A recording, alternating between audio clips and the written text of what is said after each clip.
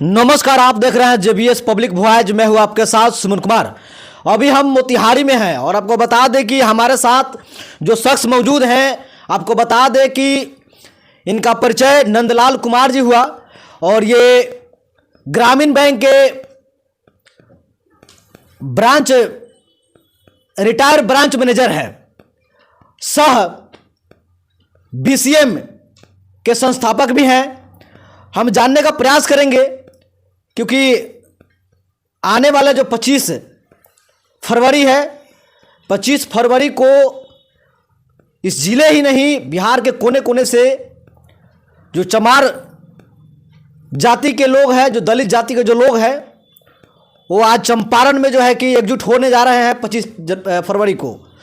इसी बिंदु पर हम इनसे बात करेंगे रविदास जयंती के उपलक्ष्य में। सर, सबसे पहले आपको हमारे चैनल में स्वागत है। बहुत बहुत धन्यवाद। जो भी दर्शक हमें देख रहे हैं उन्हें भी धन्यवाद और उनका भी स्वागत है। सर, रविदास जयंती के उपलक्ष्य में आप इस कार्यक्रम को कर रहे हैं, लेकिन सवाल ये बन रहा है कि जो रविदास जी, जो बाबा साहब अम्बेडकर जिस मिशन को लेकर चले, पूरे बहुजन के मिशन को लेकर चले, लेकिन इस नाम से जो देखा जा रहा है हमारे पीछे जो है भारतीय चमार महासंघ, तो ये तो एक तरह से जातिवाद हो गया। सर, क्या कहेंगे? नहीं, ये कोई जातिवाद नहीं है। जहाँ तक हमारा जो पर्चा निकला है, हैंडबिल निकला है, उस पर हमारा वंचित वर्ग चेतना महासभा भी लिखा गया है। अच्छा। हाँ, इसके आयोजक आगे बढ़कर चमार महासंघ के लोग जरूर हैं, लेकिन मेरा ये मानना है कि जो भी शोषित वंचित लोग हैं, सबको साथ लेकर चलना है और चलने का हम प्रयास करते रहेंगे। जहाँ तक सद्गुरु रविदास जी महाराज की बात है, वो केवल मेरे नहीं थे, सबके थे और अलग अलग धर्म को मानने वाले भी इनको अपना गुरु मानते हैं और इनकी जयंती मनाते हैं। लेकिन इसका आयोजन जो है भारतीय चमार महासभा के द्वारा करने के पीछे मूलभूत उद्देश्य ये है कि सभी वंचित को एक जगह एकत्र किया जाए और उनके हाल हवालात पर चर्चा की जाए। दूसरी बात है कि ये जो हमारा महासंघ बना, वो पूर्ण रूप से एक समाज में जागृति लाने का काम करेगा, उन्हें शिक्षा की राह दिखाने का काम करेगा, बाबा साहब के विचारधाराओं से प्रेरित करने का कार्य करेगा। आपके जो संगठन का जो नाम है, जो भारतीय चमार महासंघ है, तो जो महासभा जो आप कर रहे हैं, तो नाम से तो क्योंकि कुछ लोग ये समझेंगे कि भाई जब भारतीय चमार महासभा हो रही है तो वहाँ सिर्फ चमार जाति के लोग ही जाएंगे, क्योंकि इसके पहले जिले में जादव सम्मेलन हुआ, कानू सम्मेलन हुआ, तो उस जिस जाति का सम्मेलन होता है, चाहे वो किसी जाति का सम्मेलन हो, उसमें सिर्फ वही जाति के लोग ही जाते हैं। तो क्या आपके कार्यक्रम में सिर्फ चमार जाति के लोग ही पहुँचेंगे? नहीं, वो मेरा कहना नहीं है। इसके आयोजक जो है चमार महासंघ जरूर है, लेकिन हम ये चाहते हैं और मेरा खुला संदेश भी है कि जो भी संत रविदास जी महाराज में विश्वास रखता हो, उनके विचारधाराओं से सहमत हो, वो अपनी सहभागिता निश्चित देंगे और हमें सहयोग भी मिल रही है।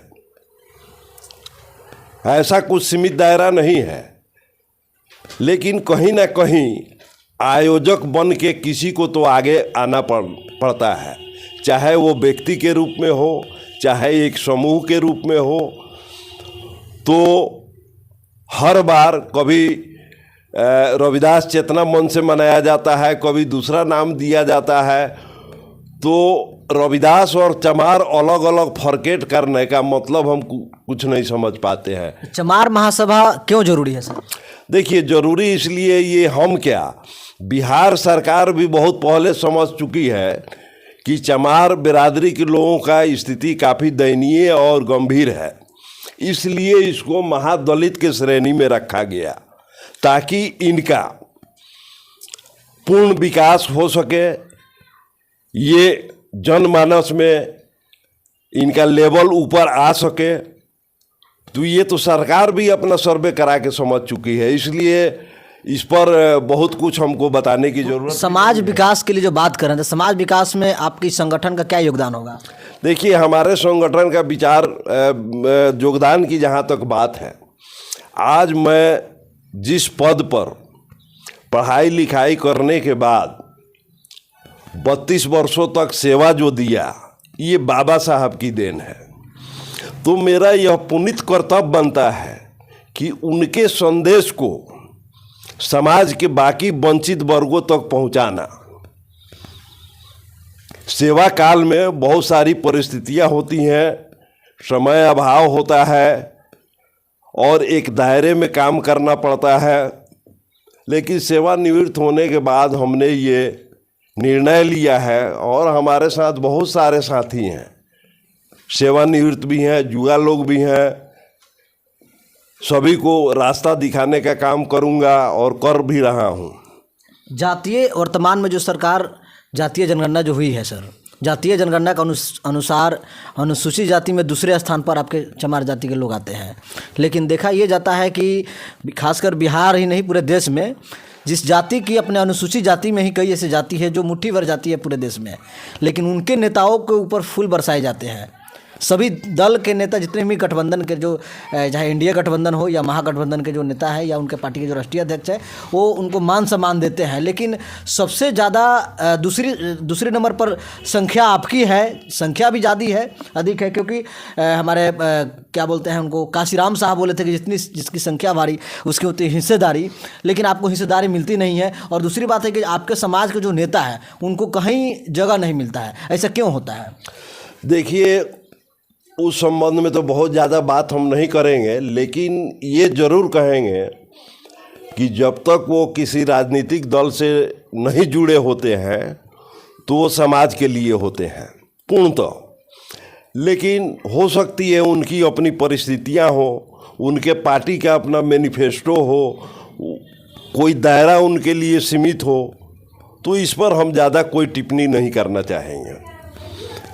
लेकिन ये है कि सामाजिक साक्षरता, राजनीतिक ज्ञान